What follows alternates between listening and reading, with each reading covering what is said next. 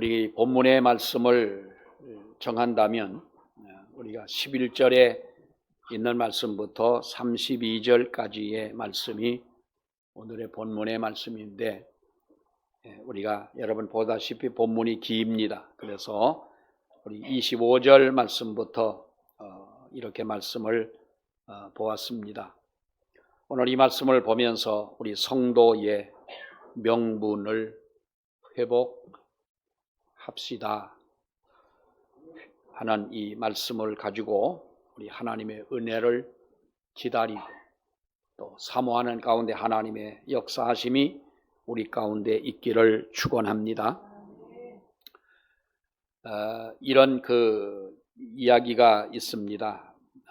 엔도 슈사쿠의 단편 소설인데, 바다와 독약이라고 하는 그 책에 보면 이런 내용이 나옵니다. 2차 세계대전 당시에 일본군 후방기지 병원에서 근무하는 노데라고 하는 한 일본군 의사가 있습니다. 그러니까 군의관이죠. 그래서 이 사람은 바로 미군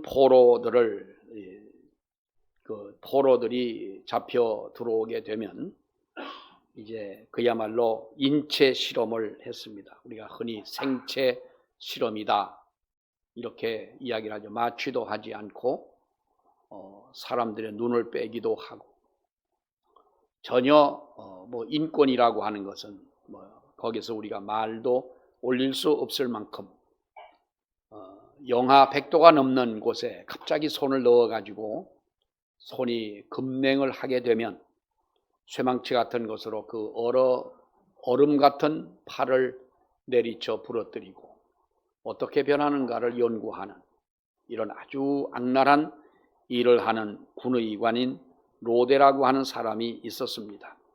물론 스스로 하고 싶어 한 것이 아니라 일본 정부의 명을 받았기 때문에, 군인은 명령에 살고 명령에 죽지 않습니까? 우리가 상명하복이다 이렇게 이야기합니다마는, 어떤 분이 어제 와서 그런 말을 합니다. 자기가 이런 조직사회에 있으면서 상명하복이라는 말은 이제 옛말이 되어졌고, 위에 있는 사람이 아래 사람을 시켜도 말을 듣지도 않고 배우려고 하지도 않고 복종하려고 하지도 않는다 하면 이런 이야기를 하고 가신 어떤 분의 생각이 납니다만, 여러분, 우리가 일본 정부의 명을 받아서 그 당시에는 이 명령에 온전히 순종을 해야 되는데, 사람의 오장육부 중에 일부를 떼어 잘라내면, 즉 허파를 어느 정도 잘라내면 얼마 동안 살 수가 있을까? 간을, 사람의 배를 열고 간을 잘라내면 어느 정도 이 사람이 살 수 있을까? 아주 잔인한 이런 일본 사람들이 옛날 그랬습니다. 그래서 우리가 잘 알다시피 옛날에는 지금은 우리나라의 의술이나 약이나 아주 대단합니다만은, 옛날에는 독일 약품 그리고 일본 사람들이 만들어낸 약품은요 아주 잘 들었습니다.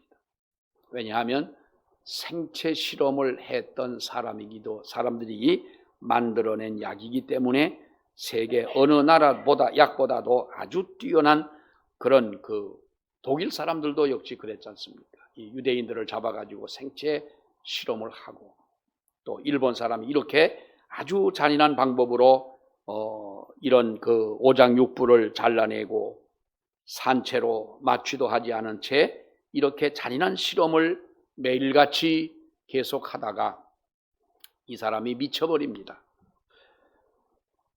양심의 가책 때문에 미친 것이 아닙니다.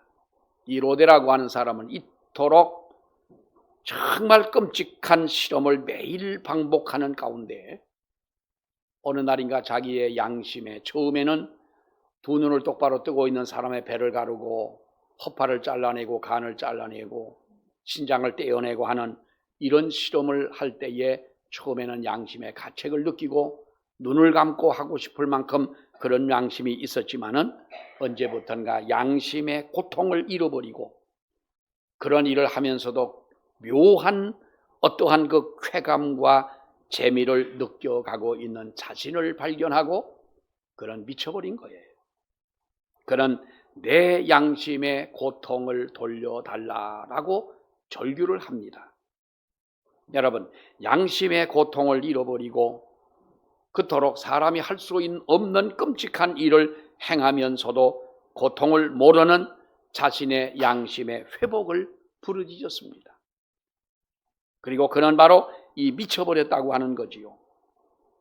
여기 물론 이것은 바다와 독약이라고 하는 엔도 수샤쿠의 단편 소설이긴 하지만은 이 작가는 제2차 세계대전 때에 자기들이 벌여왔던 일본 사람들이 행했던 그 모든 일들을 근거로 해서 이와 같은 글을 쓰면서 그 작가가 하고자 했던 이야기는 바로 현대인들의 무관심의 질병을 책망하고 있다고 하는 것입니다. 무관심이라고 하는 것은 생명의 소중함을 망각한 잔인한 인간성을 나무라고, 잔인한 인간성을 세상에 호소하는 바로 그런 내용으로 이 책을 만들었다고 그러지요. 여러분, 문제는 우리 신앙 생활을 하면서도 엔도 수샤쿠의 독약, 바다와 독약이라고 하는 이 책의 내용과 같이 다시 말하면 무관심의 독약, 어쩌면 영혼의 소중함을 잃고 또한 우리가 정말로 이 세상을 살아가고 있는 이러한 독약 같은 이러한 마음을 품고 우리는 살아가고 있지 않느냐. 신앙생활 하면서 정말로 우리가 소중한 것을 잃어버리고 어떻게 보면 우리의 정말 자칫 껍데기만 붙들고 우리의 신앙생활을 하고 있지는 않느냐라고 하는 것입니다.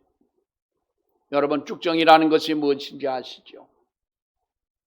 우리가 벼들이 이제 이만큼 벌써 자랐습니다.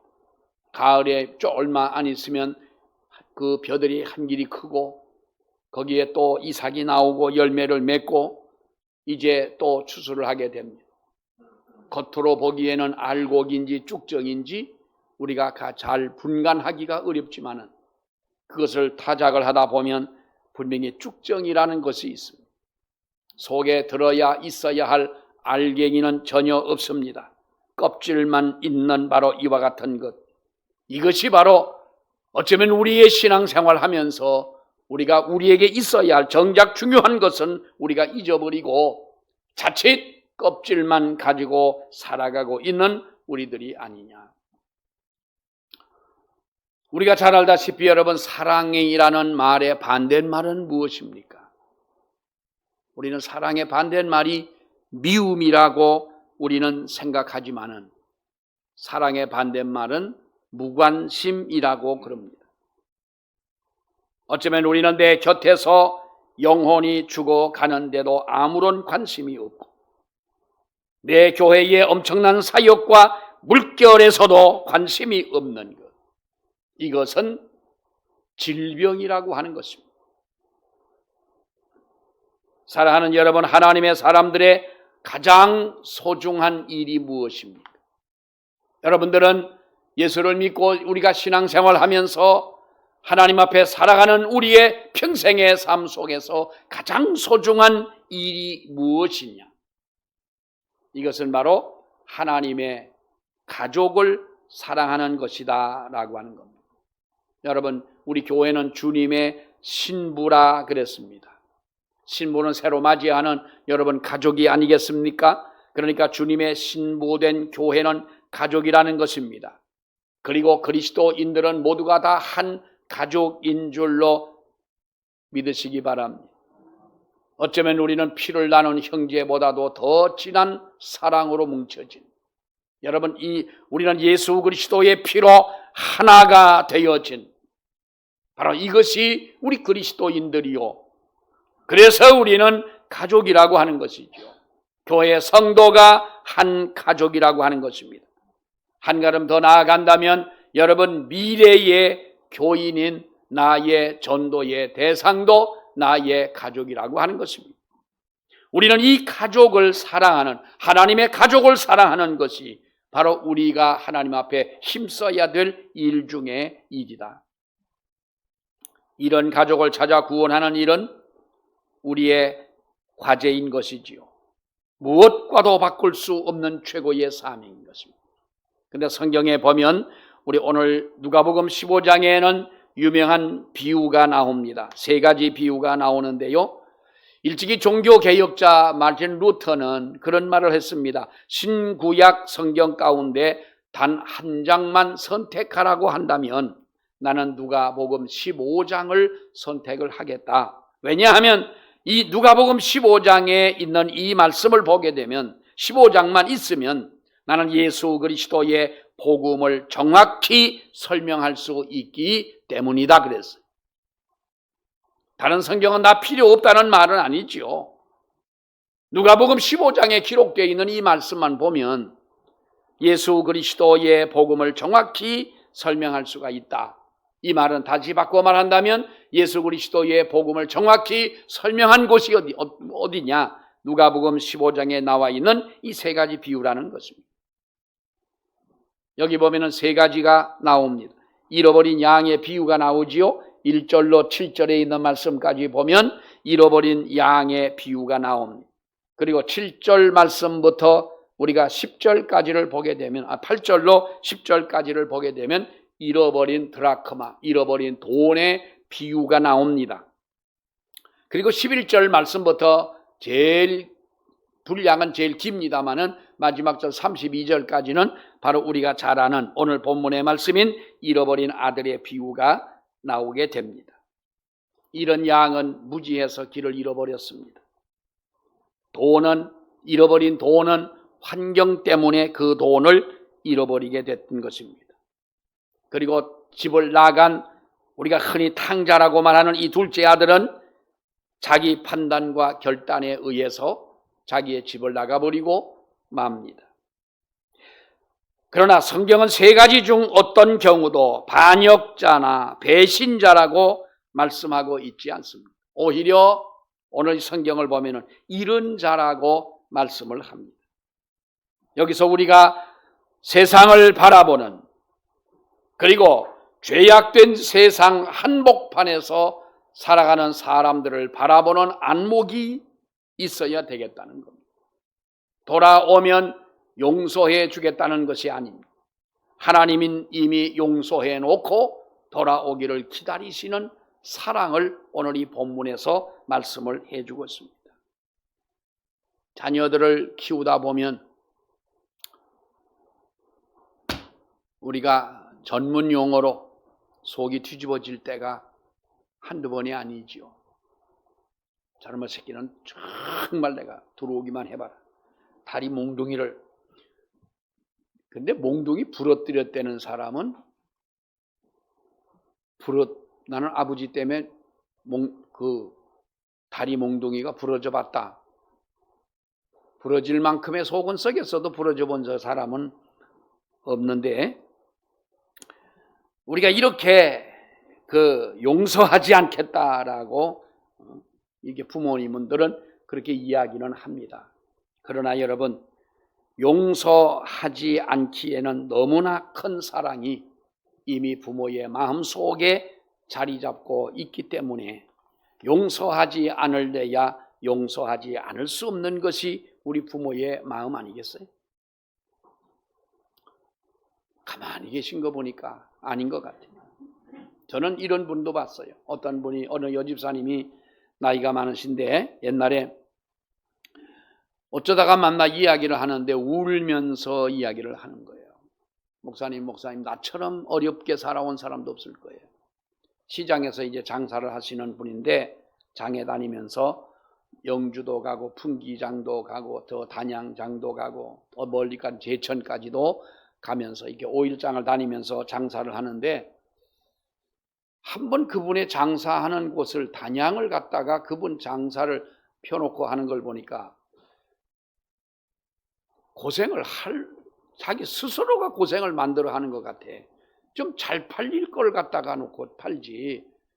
그 뭐 여자들 머리핀하고 그 장날에 와서 머리핀 사는 사람이 몇 사람이나 되겠어요? 고무줄 놓고 그 고무줄을요 10,000개를 팔아도 송아지 하나 파는 것보다도 못하잖아.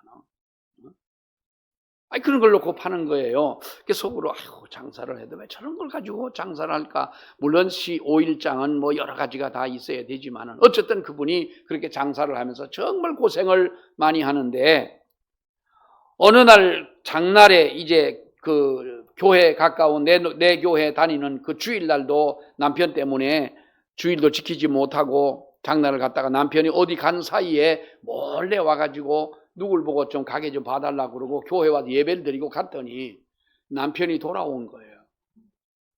딱 걸렸어요.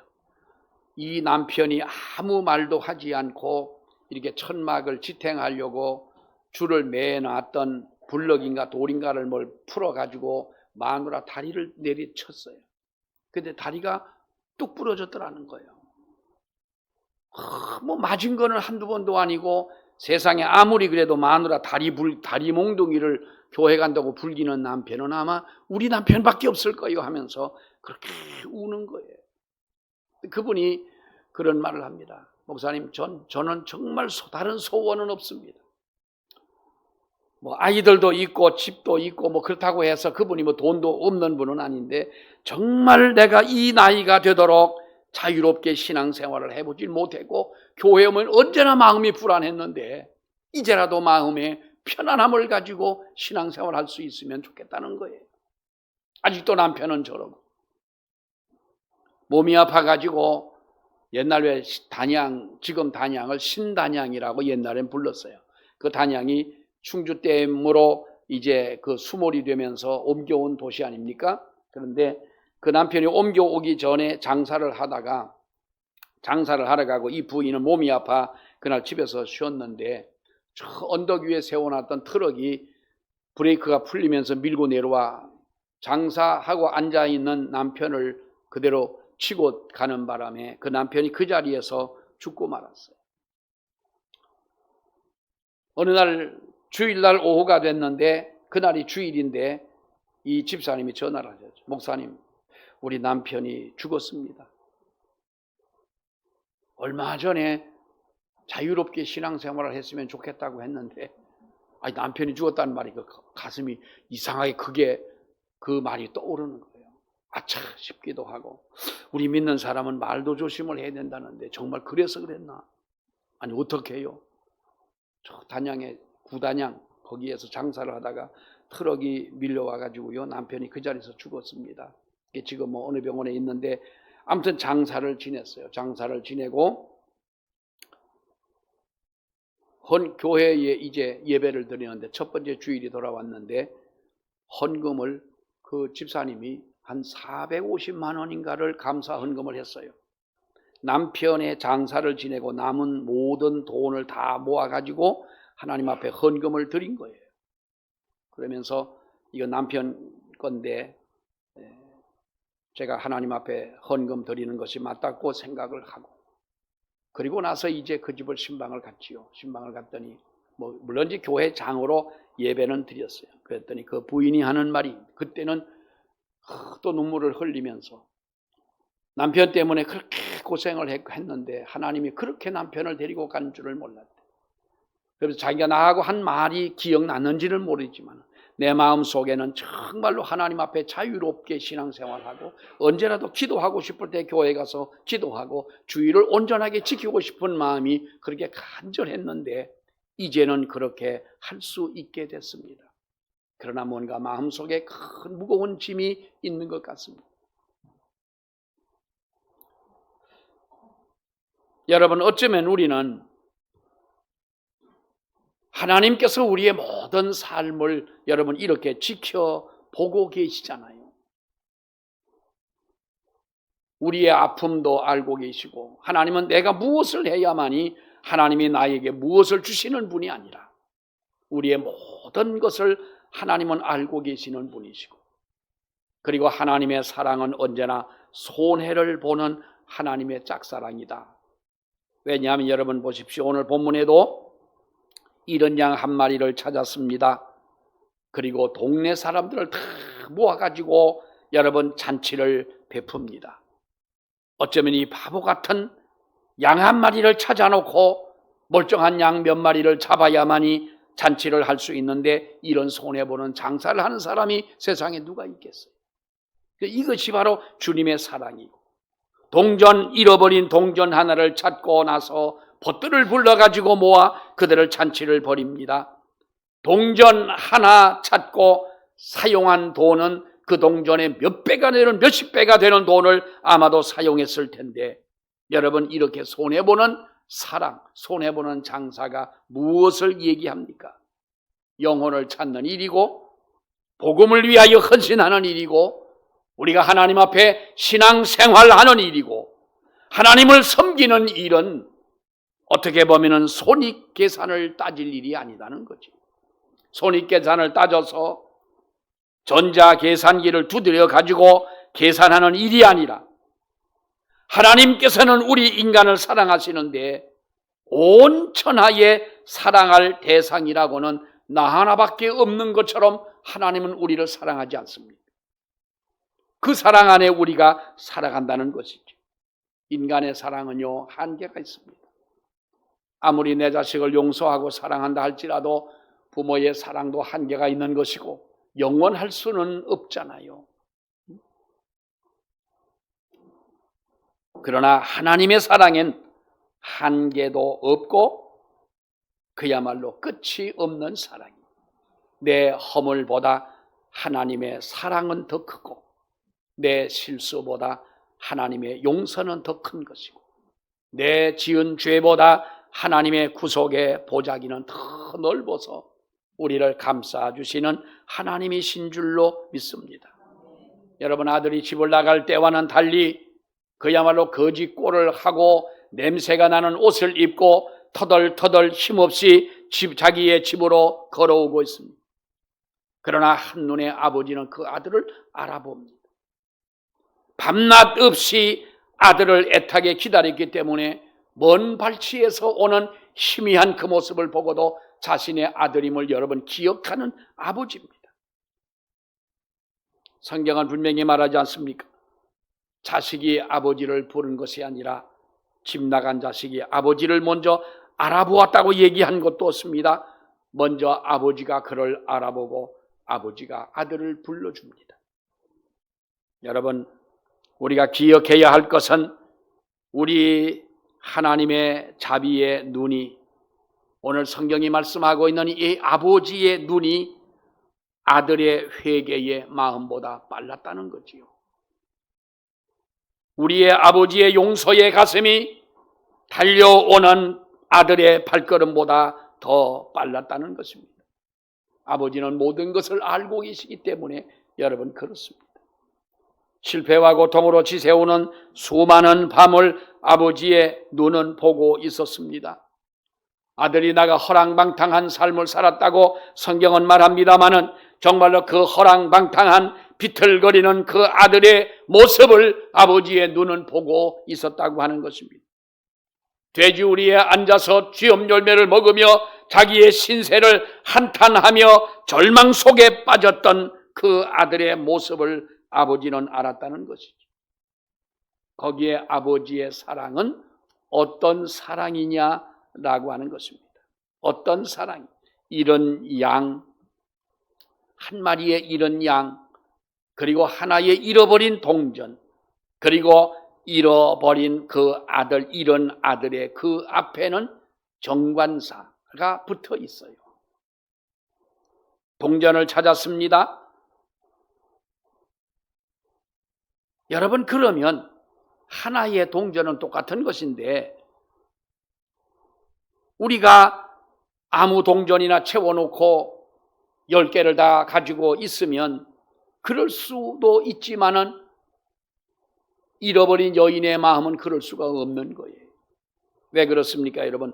사랑하는 사람이 남기고 떠난 그 동전을 찾을 때까지 끝까지 찾는 그것이 여인의 마음이고 이것이 믿음이 아니냐는 거죠.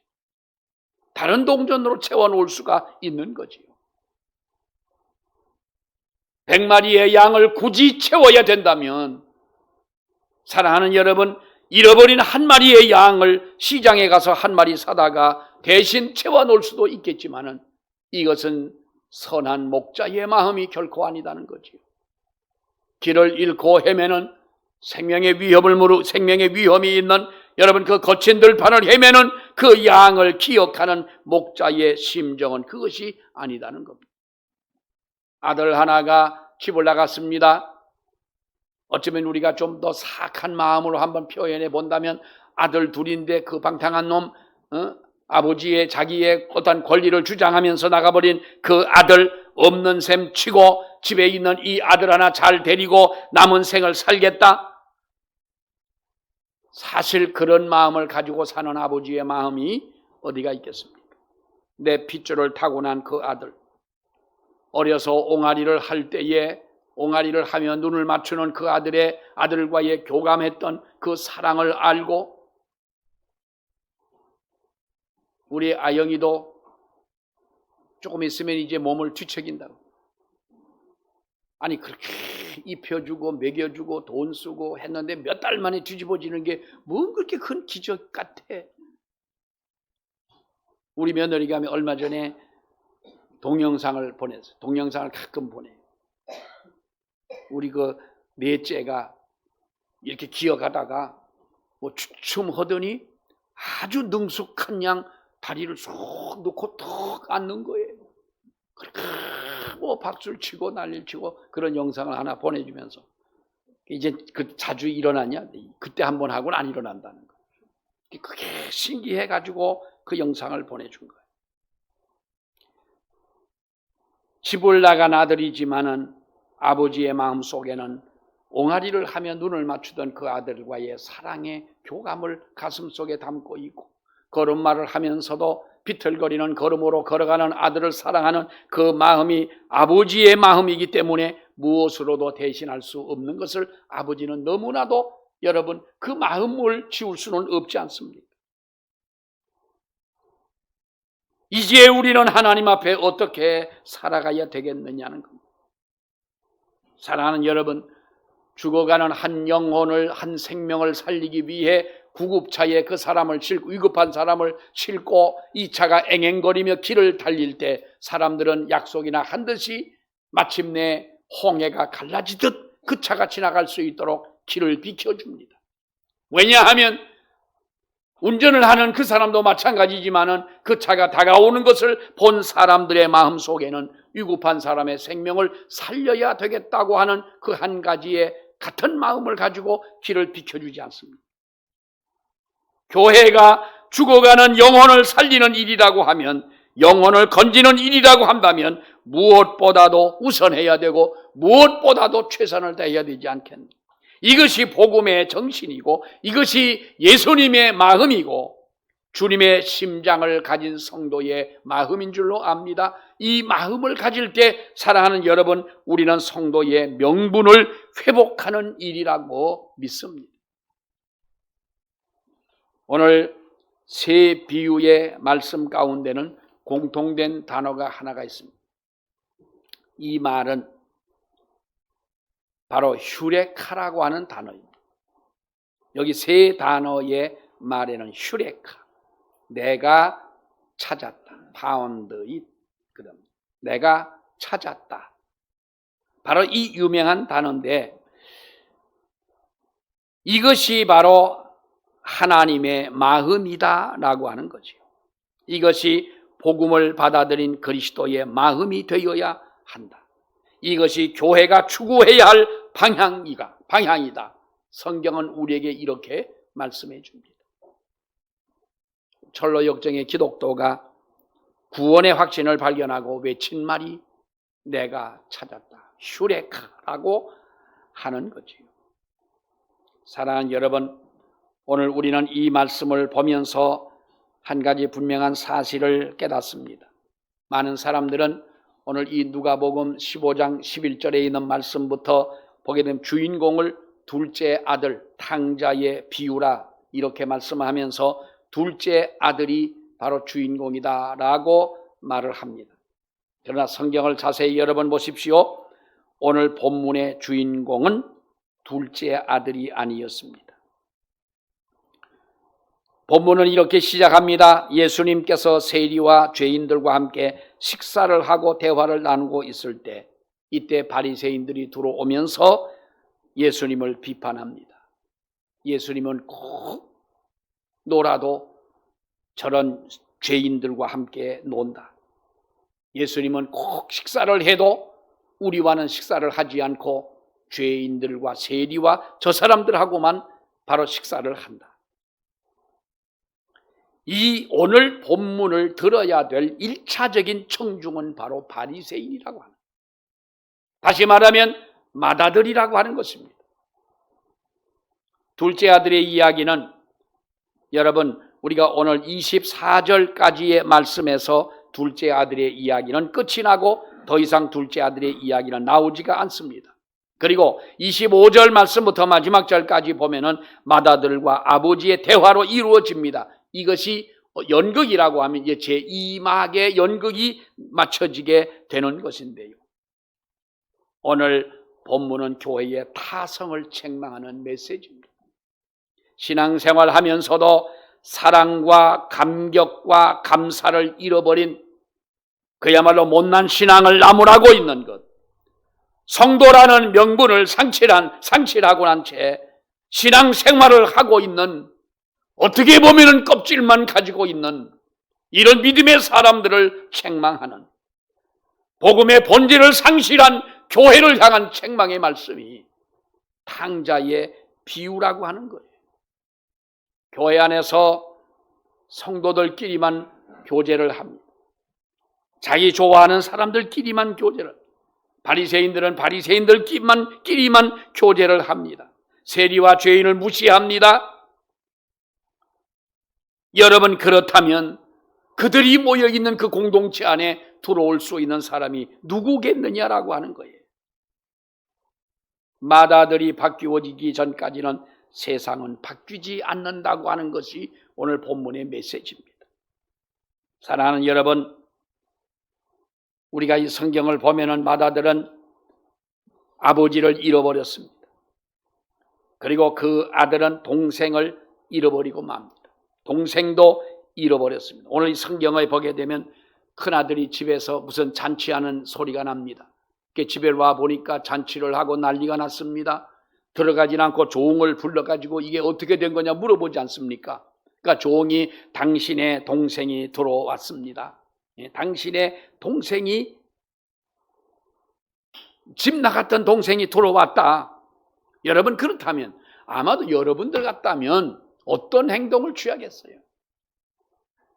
나갈 때는 나간 그 모습은 밉지만은 얼마나 많은 고생을 했고 죽을 고비를 넘기고 돌아왔다고 하니 정말로 나의 동생이 돌아왔구나. 뛰어들어가 동생을 얼싸 안고 눈물을 흘리고 기뻐해야 할 것이 이 맏아들 아니겠습니까? 형님이 아닙니까? 그러나 맏아들은 한 번도 이 성경을 자세히 보면은 내 동생이라는 말이 없어요. 어느 코미디 프로 보니까 두 형제가, 한 동네에서 두 형제가 나왔는데 좀 모질해요. 동생인지 형인지 이렇게 코가 나와 말라붙었고 옷 모양새도 그렇고 두 형제가 나와가지고 형, 동생, 형, 동생 또 한두 번도 안 거예요. 막 그러면서 이제 아무튼 뭐 그런 코미디 프로에 그렇게 나옵니다. 그 모자라는 형도 자기 동생을 동생이라 아끼고 불러주는데 여기 나와 있는 이 맏아들이야말로 동생을 동생이라, 내 동생이라 부르지 않습니다. 여러분, 우리가 성경을 보면은요, 30절 말씀을 보면 30절에 뭐라고 말합니까? 아버지의 살림을 창녀들과 함께 삼켜버린 이 아들이 돌아오매 이를 위하여 살찐 송아지를 잡으셨나이다. 이 아들이 돌아왔고 이를 위하여 살찐 송아지를 잡았습니까? 이 말은 여러분 무엇을 말합니까? 내 동생이라 말하지 않고 다른 성경에 보게 되면 당신의 이 아들이라고 하는 거예요. 당신의 아들. 한 번도 내 동생이라 말하지 않습니다. 그리고 창기와 함께 재산을 날려버렸다. 물론 그가 허랑방탕했다라고 하는 이 말은 구원의 삶에 합당하지 않는다라는 그런 의미입니다만은 창기와 함께 탕진했다는 말은 이 형님의 말이 아닙니까?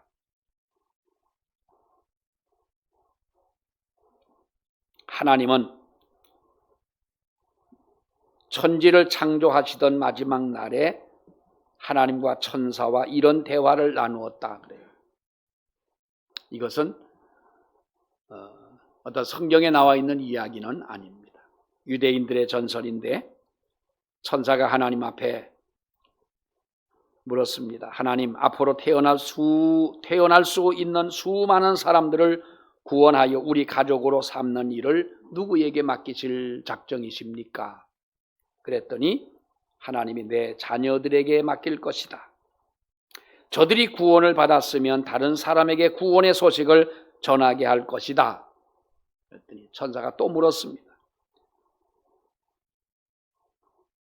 정말로 하나님은 앞으로 태어날 수많은 사람들을 당신의 자식들에게만 맡기겠습니까? 다른 계획은 없으십니까? 그랬더니 하나님은 다른 계획은 없다. 다른 계획은 내게 없다.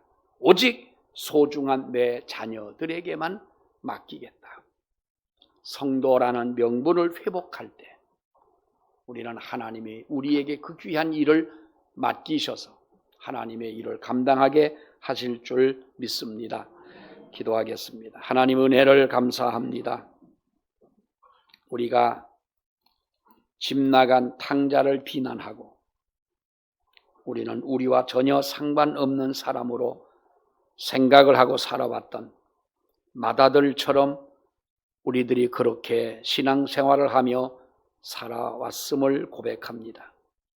아버지 하나님, 우리의 껍질을 벗어버리고 성도라고 하는 하나님의 자녀라고 하는 명분을 회복할 때 하나님이 붙드시고 역사하시고 우리를 들어 사용하시며 지금도 그리고 장차 올 생명도 하나님 앞으로 인도할 인도자로 삼으심을 아버지여 믿습니다.